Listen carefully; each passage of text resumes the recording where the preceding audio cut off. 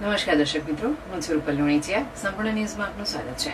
Banaskantha SOG અને છાપી પોલીસે સંયુક્ત કાર્યવાહીમાં વડગામ તાલુકાના મહેંદીપુરા પાટિયા નજીકથી એમડી ડ્રગ્સ સાથે 2 શખ્સોની ધરપકડ કરી છે. પોલીસે 8 ગ્રામ 71 મિલીગ્રામ એમડી ડ્રગ્સ સહિત ઇકોકાર, મોબાઈલ અને અન્ય મુદ્દામાલ મળીને રૂપિયા 3.36 લાખનો મુદ્દામાલ જપ્ત કર્યો છે. જ્યારે ડ્રગ્સ સપ્લાય કરનાર એક આરોપી ફરાર હોવાનું સામે આવ્યું છે.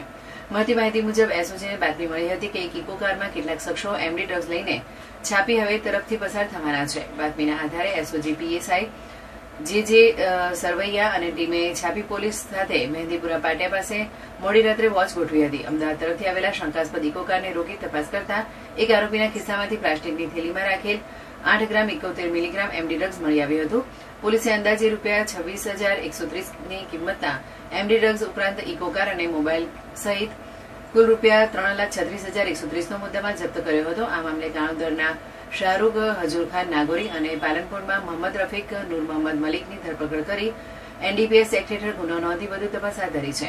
પૂછપરછ દરમિયાન ઝડપાયેલા આરોપીઓએ ડ્રગ્સ છાપી હાઈવે વિસ્તારમાં રહેતા મોહસિન ઉર્ફે ઇકબાલ ખાન નાગોરી પાસેથી મેળવ્યા હોવાનું પોલીસ સમક્ષ જણાવ્યું હતું. ફરાર આરોપીને ઝડપી પાડવા માટે પોલીસે તપાસનો ધમધમાટ શરૂ કર્યો છે.